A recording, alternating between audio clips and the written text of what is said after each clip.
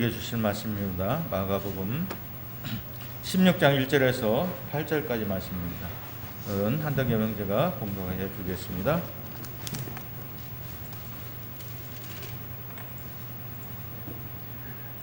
안식일이 지남에 막달라 마리아와 야고보의 어머니 마리아와 또 살로메가 가서 예수께 바르기 위하여 향품을 사다 두었다가 안식 후 첫날 매우 일찍이 해가 젖을 때에 그 무덤으로 가며 서로 말하되 누가 우리를 위하여 무덤문에서 돌을 굴러주리오 하더니 눈을 들어본즉 벌써 돌이 굴러져 있는데 그 돌이 심히 크더라. 무덤에 들어가서 흰옷을 입은 한 청년이 우편에 앉아있는 것을 보고 놀라매 청년이 이르되 놀라지 말라. 너희가 십자가에 못 박으신 나사렛 예수를 찾는구나. 그가 살아나셨고 여기 계시지 아니하니라. 보라, 그를 두었던 곳이라. 가서 그의 제자들과 베드로에게 이르기를 예수께서 너희보다 먼저 갈릴리로 가시니 전에 너희에게 말씀하신 대로 너희가 거기서 배우리라 하라 하는지라. 여자들이 몹시 놀라 떨며 나와 무덤에서 도망하고 무서워하여 아무에게 말도 하지 못하더라. 아멘. 감사합니다. 이제 나 자신을 예수의 이름으로 한번 축복합니다. 가슴에다 손 얹고 진심으로 한번 같이 합니다. 시작. 나는 하나님이 두고 보시기에도 아까운 존재다. 시작. 나는 하나님이 두고 보시기에도 아까운 존재다. 여러분 그렇게 믿으십니까? 다시 한번 확신 가지고 시작. 나는 하나님이 두고 보시기에도 아까운 존재다. 그렇게 믿으시죠? 네. 우리 앞뒤 옆사람 오시면서 인사합니다. 사랑합니다. 축복합니다. 기도하겠습니다. 예, 오늘도 말씀을 은혜 받으시기를 주의 이름으로 축원합니다. 축원합니다. 사람이 피할 수 없는 절대적인 것이 있어요. 그것이 무엇인지 여러분 아십니까? 죽음. 죽어서 가는 무덤은 피할 수 없죠. 학생들은 학교가 가기 싫으면 결석할 수 있어요. 또 직장인이 직장 가기 싫으면 결근할 수 있어요. 아니면 사표를 낼 수 있어요. 그렇죠? 그런데 죽음, 이 무덤은 사람이 가기 싫다고 해서 피할 수 있는 곳이 아니라라는 것이죠. 죽기 싫다고 불로초를 구해도 갈 수밖에 없는 곳이 죽음, 무덤입니다. 그래서 여러분 이 죽음은 모든 사람이 마지막으로 가는 종착역입니다. 뭐라고요? 종착역. 여러분 우리 가운데 죽음을 피할 수 있는 분 있으십니까? 있으시면 크게 한번 대답해 보세요. 없죠? 무덤은 우리의 인생의 마지막 종착역이기 때문에 모든 사람이 피하고 싶은 가장 음침한 곳, 그리고 가장 절망적인 곳입니다. 예수님이 십자가에서 죽으신 이후에 무덤에 갇히면서 제자들에게는 아무런 희망, 모든 희망이 다 사라졌습니다. 모든 희망이 끝난 것처럼 보였습니다. 그러나 하나님은 인간의 가장 깊은 절망적인 곳에서 부활의 역사를 시작하셨다라는 거예요. 할렐루야. 가장 절망적인 죽음에서, 무덤에서 하나님은 부활의 역사를 시작하셨습니다. 여러분 믿으시기를 주의 이름으로 축원합니다. 축원합니다. 자, 오늘 본문은 부활의 아침에 일어난 사건을 통해서 우리에게 참된 소망이 무엇인지를 말씀해주고 있습니다. 오늘 본문은 여자들의 이야기로 시작되어집니다. 안식일이 지나서 막달라 마리아와 야고보의 어머니 마리아와 살로메가 향품을 가지고 예수님의 무덤을 찾아갑니다. 자, 우리 2절 한번 말씀 볼까요? 안식 후 첫날 매우 일찍이, 언제요?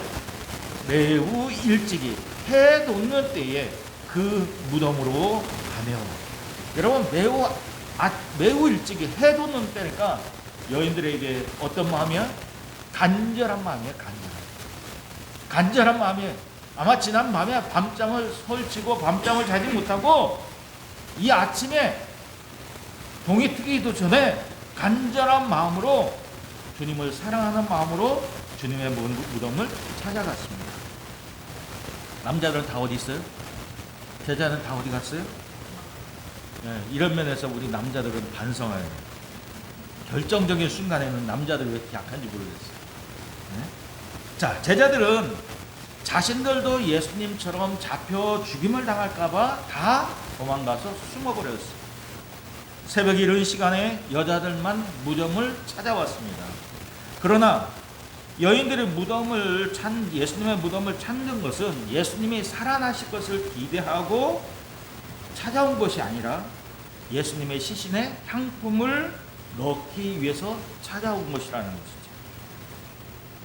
돌아가신 예수님의 몸에 마지막 사랑과 존경을 표시하기 위해서, 그래서 향품을 준비해서 그 시신이 부패해서 냄새가 나는 것을 방지하기 위해서 향품을 준비해서 왔던 것입니다.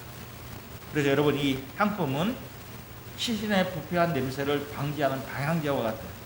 그래서 시신을 세마포로 싸죠. 세마포로 싸면서 그 사이에다가 향품을 넣게 되는 것이죠. 자, 그런데 무덤을 향해 가는 여인들에게 문제가 있었어요. 염려되는 것이 있었어요. 그 염려가 뭐예요? 무덤의 돌을 누가 옮겨줄 것인가? 무덤의 돌문이 적당히 큰 게 아니라 아주 심히 켰던 것 같아요. 그래서 4절 하반절에 보세요. 뭐라고 그랬어요? 그 돌이 심히 크더라. 그러니까 여러분, 3명의 여인의 힘으로도 옮길 수 없는 심히 큰 돌이 무덤 문을 막고 있었어요. 그런데 그 여인들의 그런 염려 속에서도 포기하지 않고 계속 그 길을 가고 있습니다. 가던 길을 멈추지 않고 계속 예수님의 무덤을 향해서 가고 있습니다. 여러분, 우리 인생에도 이러한 걸림돌, 큰 돌을 만날 때가 있어요. 그런 때가 어느 때일까요? 염려로 가득 찰 때, 갑자기 고난과 시련이 왔을 때, 질병과 또 실패가 왔을 때, 이런 때가 우리에게 큰 걸림돌, 큰 돌일 것. 어떤 사람은 계속해서 실패를 좌절해서 아예 무엇조차 안 하려고 하는, 시도조차 안 하려고 하는 그런 사람들을 봐요. 근데 여러분, 예수를 잘 믿는다고 해도, 예수 잘 믿는 사람에게도 병이 들 수 있고, 암에 걸려서 죽을 수도 있고, 또 불의의 사고로 갑자기 죽음을 당할 수가 있어요. 예수 잘 믿어요. 그런 일에 이 죽음의 문제를 이해하지 못한다면, 죽음의 문제에 대해서 답을 가지지 못한다면 예수 믿는 사람이라도 포기할 수 있다는 것입니다. 예수 믿기를 포기할 수 있다는 거예요. 그러니까 여러분, 이 죽음의 문제를, 죽음에 대한 해답을 우리가 갖지 않으면, 찾지 못하면 예수를 믿는다고 해도 예수 믿기를 포기할 수 있어요. 내 인생에 큰 걸림돌이 생기면 말이죠. 자, 이 죽음의 문제는 죄에서 비롯된 겁니다. 무덤은 우리의 죄의 실상을 보는 거예요. 그러니까 공동문이 가서 많은 무덤을 보면, 이거 뭘 보는 거예요? 죄의 실상을 보는 거예요. 죄의 결과가 저렇구나. 그런데 여러분, 많은 사람들이 죄의 문제를, 죽음의 문제를 해결받지 못하고 죽음은 자신과는 별개의 문제로 생각하는 사람이 많이 있다는 것이죠. 세상 사람들이 다 그래요. 이 죽음은 나와는 별개의 문제라고 생각해요. 그래서 여러분, 많은 사람들이 장례식장을 많이 다니면서도 이 죽음만큼은 나와는 별개다라고 생각합니다. 예수를 믿는 우리는 장례식장에서 곡하지 않고 찬송가를 부르며 천국 한송 예배를 드리게 됩니다. 질병과 죽음이 우리를 찾아옵니다. 그러나 우리는 여기에서가 끝이 아니라 영원한 천국이 있다라는 것을 알고 있어요. 눈물도 없고 병도 없고 다시 사망이나 고통이 없는 천국이 있다는 것을 우리는 알고 있어요. 오늘 본문은 우리에게 말해 주려고 하는 것이 바로 그거예요. 죽음이 끝이 아니라 죽음을 넘어선 부활이 있다. 여러분, 죽음의 문제를 해결받지 못한 사람은 죽음은 모든 것이 다 끝이라고 생각하기 때문에 어떻게 살아요? 되는 대로 막 사는 거예요. 그렇죠? 되는 대로 막 사는 거예요. 그리고 자신의 목숨도 자신의 거라고 생각하기 때문에 어떻게 안 되면 그냥 자살하는 거예요. 얼마나 안타까운지 몰라요. 여러분, 부활의 소망이 없으면, 우리 가운데 부활의 소망이 없다면, 부활의 믿음이 없다면, 하나님을 믿는다고 말하지만 어려운 일이 닥치면 하나님을 원망하고 예수 믿기를 포기하는 사람이 있다라는 것입니다. 어려운 일을 당하면 어떻게 해요? 사람들 어떤 생각을 해요? 왜 하필이면 나냐? 왜 하필이면 나에게 이런 병을 주시냐? 왜 이런 암이 나한테 걸려서 죽게 되느냐? 하나님이 계신 건가? 그렇게 원망합니다.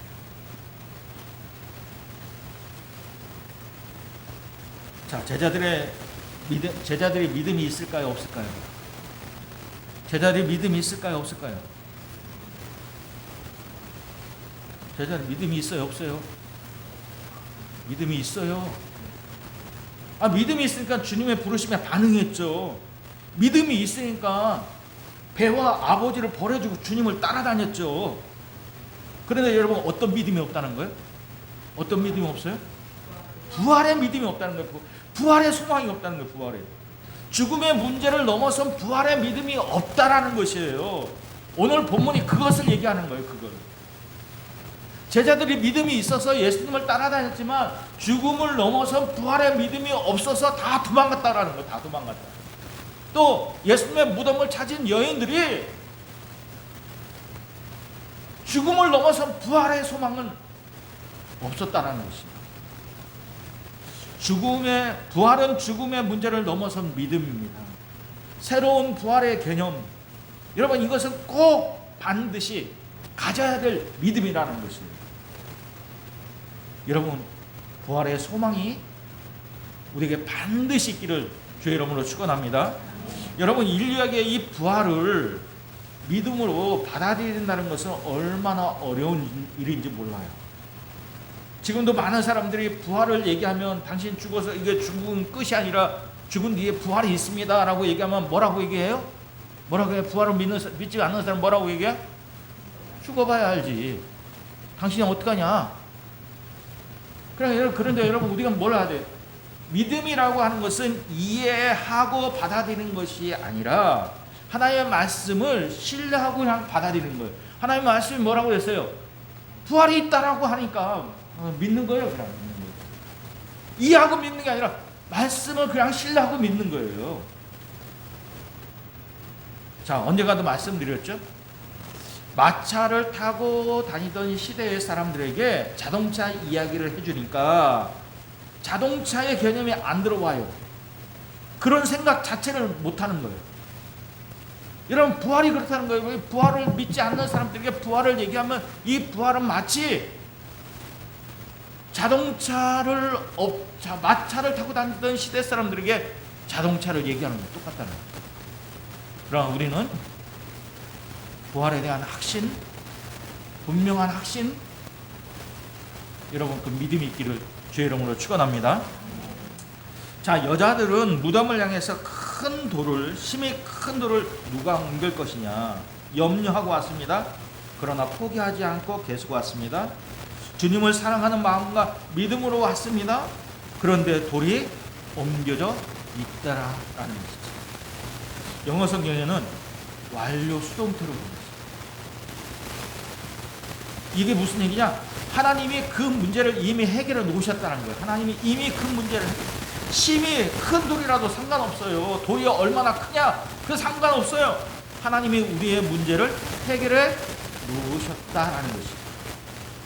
그러니 여러분, 우리에게 문제가 있으면 문제를 따지고 계산하기보다 먼저 주님을 믿고 신뢰하고 나아갈 수 있기를 주의 이름으로 축원합니다.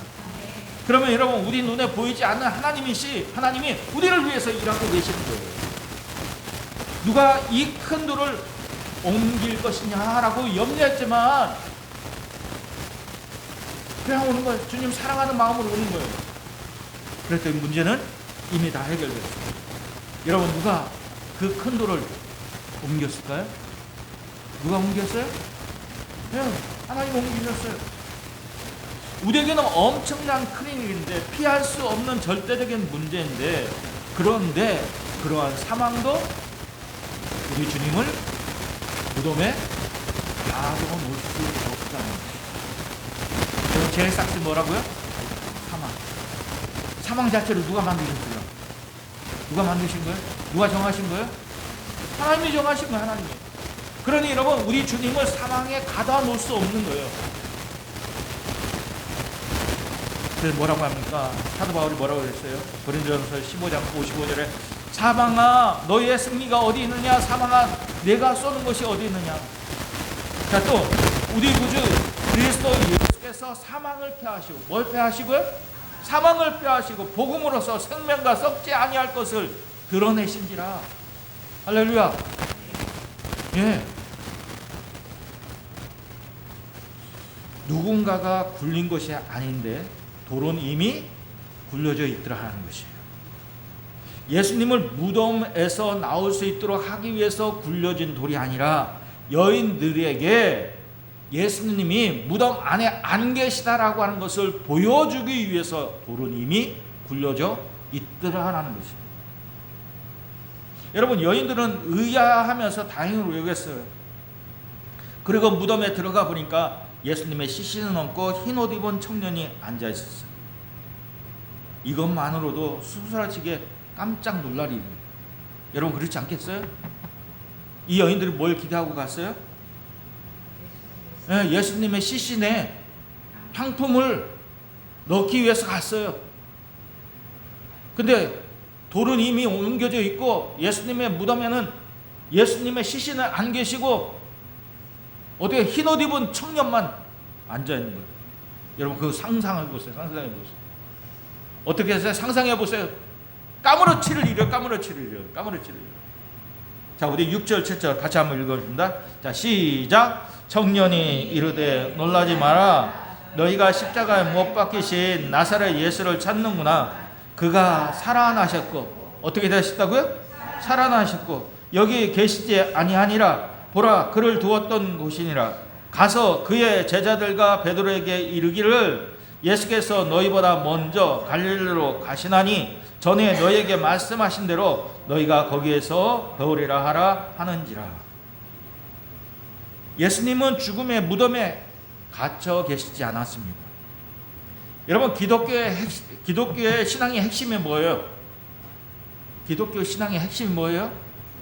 부활이에요. 부활. 빈 무덤이에요. 빈 무덤. 자기만 뭐라고? 빈 무덤. 빈 무덤이에요. 여러분, 기독교 2000년 역사 동안, 기독교의 인류 역사 2000년 동안 기독교가 이렇게 왕성하게 성장할 수 있었던 이유가 뭘까요? 그건 딱 하나예요. 하나로 얘기한다면 예수님의 부활의 확실성 때문입니다. 그렇죠, 여러분? 2000년 동안 기독교가 이렇게 부흥할 수 있었던 건, 성장할 수 있었던 건 뭐냐? 예수님의 부활의 확실성 때문입니다. 예수님의 부활이 사실이기 때문에, 역사적 사실이기 때문에. 예수님이 부활했다는 건 뭐만 봐도 알 수 있다고요? 네, 빈무덤만 봐도 알 수 있는 거예요. 빈무덤만. 여러 가지 과학적인 논증 안 해도 예수님이 시신을 봤던 빈무덤만 봐도 예수님이 부활했다는 거예요. 사울이 자신의 삶을 복음으로 불사르게 됐던 이유가 뭐예요? 다메섹에서 부활하신 주님을 만났기 때문입니다. 사울이 다메섹에서 부활하신 주님을 만난 이후부터 그의 삶은 전환됐어요. 예수님을 믿는 사람을 잡아 죽이러 다녔던 그의 삶이 부활하신 예수님을 증거하는 삶으로 완전 전환돼 버렸어요. 그리고 그의 전 생애를 부활하신 예수님을 증거하는 삶으로 다 불사릅니다. 부활은 여러분, 이처럼 초기 기독교의 복음의 핵심이에요. 복음의 내용이에요. 바로 부활했어요. 너희가 십자가에서 못 박은 예수가 다시 살아나셨다. 이것이 초대 기독교의 복음의 내용이었어요. 자, 이 청년 천사죠? 이 청년 천사가 제자들과 베드로의 이름을 거론했습니다. 왜 베드로의 이름을 거론했을까? 왜 다른 제자들의 이름은 다 내버두고 왜 제자들과 베드로에게 가서 이렇게 베드로의 이름을 거론했을까? 여러분, 베드로는 예수님을 3번 부인한 이 일로 인해서 상심에 빠졌어요. 자기가 생각해도 자기가 같은 사람은 도저히 예수님의 제자가 될 자격이 없다라고 생각한 겁니다. 그래서 여러분, 천사는 베드로의 이름을 거론하며 이렇게 얘기합니다. 뭐라고 얘기하나 볼까요? 자, 같이 시작. 예수께서 너희보다 먼저 갈릴리로 가시나니 전에 너희에게 말씀하신 대로 너희가 거기에서 배우리라. 여러분, 베드로는 이 말을 여인들에게 전해 듣고 뭐라고 대답했을까? 뭐라고 됐을까? 자, 여러분, 베드로가 이 말을 여인들에게 전해 듣고는 맨 처음에 뭐라고 얘기했을까? 베드로가 아마 이랬을 거예요. 고개를 저으면서 나는 아니야. 너희들 가. 여러분, 베드로는 새벽에 닭만 울어도 닭 소리만 들어도 화들짝 깜짝 놀라서 깼을 것 같아요. 예? 얼마 동안은 그 트라우마에 잠을 못 이뤘을 것 같아요. 새벽만 되면 닭소리보다 먼저 일어났을 것 같아요. 자신의 잘못과 어리석음이 얼마나 가슴을 치며 울었을까요? 갈릴리에서 다시 주님을 만나지 않았다면, 주님이 베드로에게 네가 나를 사랑하느냐 3번 묻지 않았다면 베드로는 아마 병나서 죽었을 건지 몰라. 자존심 센 사람이 주님이 그렇게 만나주지 않았다면 병났을지 모르겠어요. 이렇게 하나님의 은혜는 실패한 자를 포기하지 않으신다는 것이에요. 부활하신 주님은 실패한 베드로를 먼저 기억하시고 그래서 그의 이름을 거론하신 것을 보게 돼요. 천사가 여인들에게 이렇게 말을 전했다면 여러분, 여인들은 또 어떻게 반응했어야 될까요? 자, 지금 천사가 지금 여인들에게 얘기했어요. 그가 살아나셨고 여기 계시지 않으니 그가 전에 말한 대로 갈릴리에 먼저 가 계실 것을 전해줘라. 지금 천사가 지금 여인들에게 이 얘기를 했다면 여인들은 어떻게 반응해야 될까요? 이 천사의 말에 맞다, 그랬구나. 예수님이 전에 너희보다 먼저 갈릴리에 가신다고 말씀하셨지. 얼른 가서 제자들에게 말을 전해줘야지.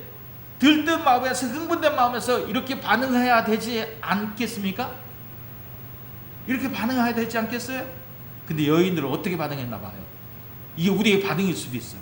자, 우리 8절 한번 봅시다. 8절, 자, 시작. 여자들이 몹시 놀라 떨며 나와 무덤에서 도망하고. 뭐랬다고요? 나중에 보니까 도망가기는 제자들이나 여인들이나 마찬가지예요. 부활의 소망이 없으니까, 믿음이 없으니까 다 도망해 버렸어요. 예?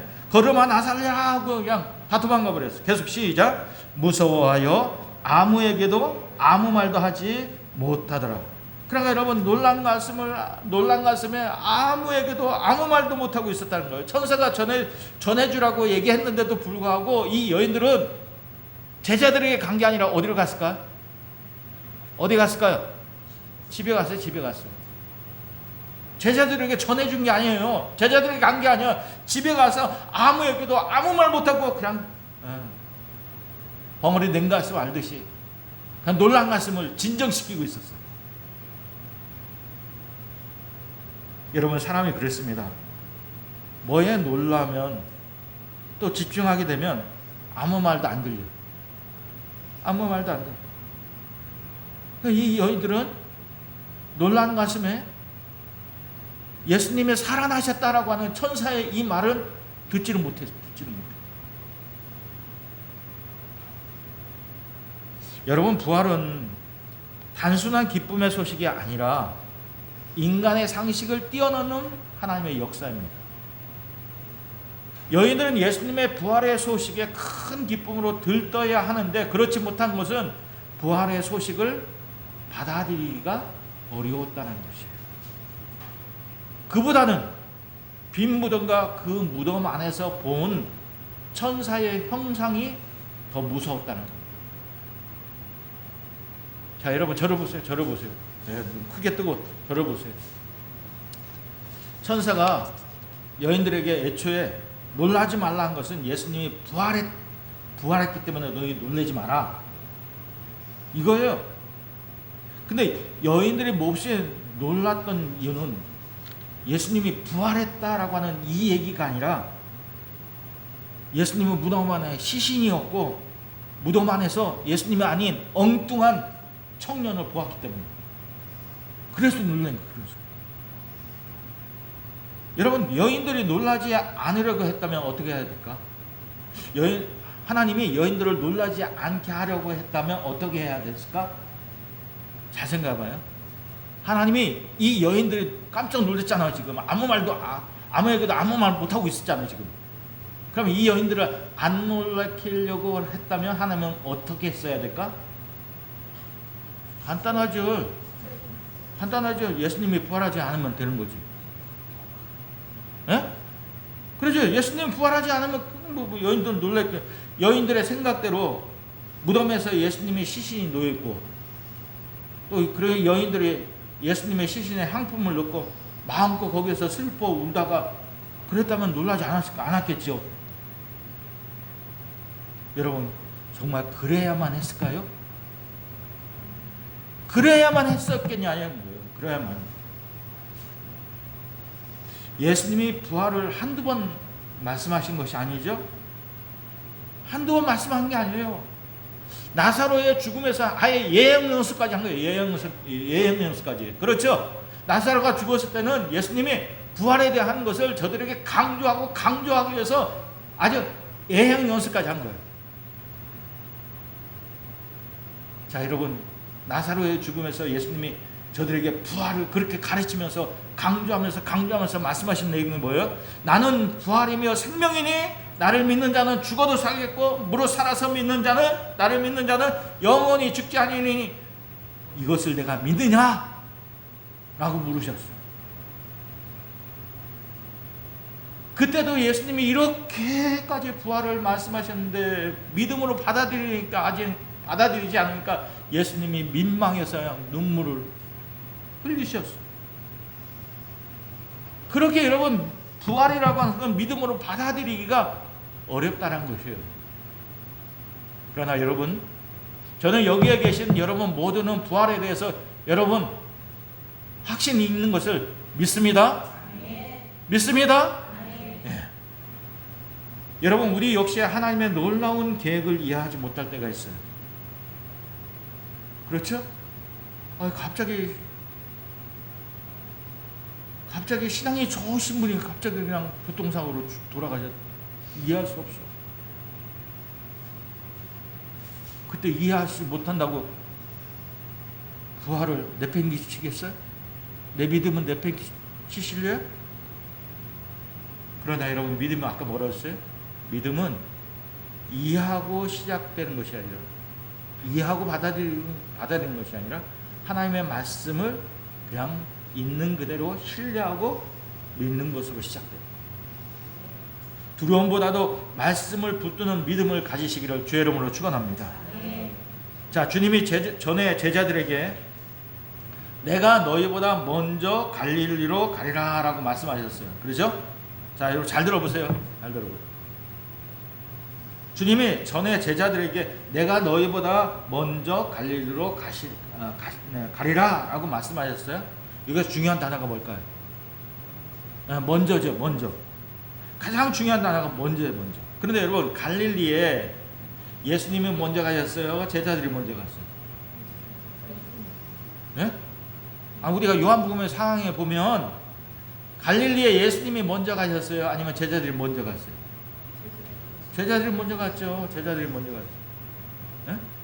제자들이 낙심하고 실망하고 갈릴리에 먼저 가서 뭐 하고 있었어요? 고기 잡기 하고 있었어요. 그 후에 예수님이 제자들에게 나타나셔서 제자들을 위해서 숯불에 떡과 생선을 굽고 저들에게 부르셔서 먹으셨어요. 왜 그렇다면 왜 하필이면 왜 갈릴리일까? 왜 갈릴리일까? 아니 부활하신 예수님이 예루살렘에 딱 나타나시면, 그래서 예루살렘 성전에 부패한 성전 제도를 다 폐하시고 노마를 물리치시면 좋으련만 예수님은 어디에 먼저 가신대요? 갈릴리에 먼저 가신대요. 왜 갈릴리일까 그러면? 여러분 우리 지도상에 한번 볼까요? 지도 한번 볼까요? 지도 읽어봅시다. 자, 여기가 갈릴리입니다. 갈릴리, 그렇죠? 네. 여기 이제 유대 땅이에요. 유대 땅. 여기 사마리아고 여기가 유대 땅입니다. 유대 땅, 베들레헴 여기, 그렇죠? 나사렛 여기, 나사렛은 갈릴리 땅 여기. 자, 예수님이 탄생하신 곳은 어디예요? 예수님이 탄생하신 곳은 어디예요? 확신하게 얘기하세요. 유대 땅 베들레헴이에요. 내가 콕 찍어줬잖아요. 예수님이 탄생하신 곳은 유대 땅 베들레헴이에요. 예수님이 자라신 곳은 어디예요? 갈릴리 나사렛 땅이에요. 여러분 빌립이 나다나엘을 찾아가서 예수님을 뭐라고 소개했냐면 나사렛 예수라라고 소개했어요. 그랬더니 이 나다나엘이 뭐라고 했어요?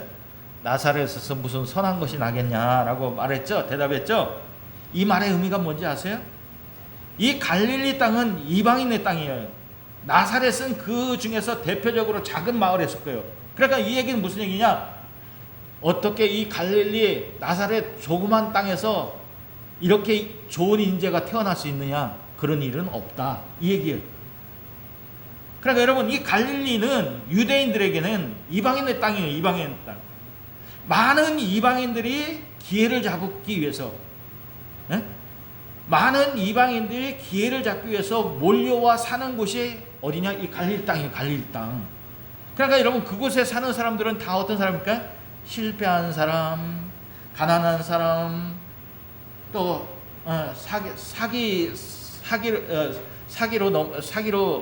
사기당해서 다 폭망한 사람, 아니면 사기치는 사람, 아니면 불행한 사람, 이런 사람만 다 모여 있는 거예요. 이런 사람만. 그 더 심각한 건 뭐냐? 사람들이 이렇다니까 영적으로는 가장 빈곤한 곳이 어디야? 갈릴리요, 갈릴리. 선한 것이 나올 수 없는 곳, 그런 환경이 이 갈릴리예요, 갈릴리. 그래서 멸시와 천대의 대상에 사는 곳, 유대인들이 봤을 때는 이 영적으로 빈곤한 사람이 사는 곳, 육적으로도 선한 것이 나올 수 없는 곳, 그런 곳이에요. 그러나 여러분 갈릴리는 유다와 이방인의 경계에 있는 땅으로서 복음을 모든 민족에게 확장될 것을 상징하는 그런 지역이기도 해요. 그래서 예수님은 마지막 뭘 말씀하시죠? 내가 예루살렘과 온 유대와 사마리아와 땅끝까지 이르러 내 증인이 되라. 그 말씀의 시발점이 되는 곳이 어디냐? 갈릴리 땅. 그런 곳에서 예수님은 사역을 시작하셨어요. 그런 곳에서 예수님은 제자들을 부르셨어요. 그래서 여러분 이 갈릴리는 제자들에게는 주님을 처음 본 곳이고 처음 만난 곳이고 또 주님 앞에 처음 은혜를 받은 곳이 이 갈릴리 땅이에요. 주님이 그런 갈릴리에서 먼저 가서 제자를 만나시겠다라고 말씀하십니다. 그러니까 여러분 이곳은 실패의 현장이 아니라 회복의 장소이고 첫사랑의 자리이고 은혜를 회복하는 자리, 다시 사명의 출발점이 되는 그런 자리라는 것입니다. 그래서 주님은 내가 너희보다 먼저 갈릴리에 가 있을 것이다. 거기서 너희를 볼 것이다 라고 말씀하십니다. 여러분 오늘 우리에게 이 자리가 그런 자리가 되기를 주의 이름으로 축원합니다. 다시 사명으로 다시 회복하는 첫사랑의 자리로 실패가 아닌 회복의 장소가 되기를 주의 이름으로 축원합니다. 축원합니다. 여러분, 부활은 죽음과 절망의 끝이 아니라 새로운 시작입니다. 그래서 우리의 일상은 부활의 신앙을 가진 삶으로 나타나야 됩니다. 믿음의 결말이 뭐예요? 부활입니다. 여러분, 부활의 확신과 부활의 삶이 있기를 주의 이름으로 축원합니다. 축원합니다. 오늘 주신 말씀 생각하면서 같이 한번 기도하겠습니다. 사모님 기도 다 하고 마지막 축도까지 다 하고 올라가세요. 늦게 먹어도 돼요. 같이 한번 기도하겠습니다. 자, 어디 주신 말씀 생각하면서 같이 기도하겠습니다. 기도합니다. 아버지 하나님 감사합니다. 감사합니다. 오늘도 우리에게 아버지의 귀한 말씀으로 은혜 주신 것에 아버지 감사합니다. 하나님, 부활이 이렇게 하나님 믿기가 어려워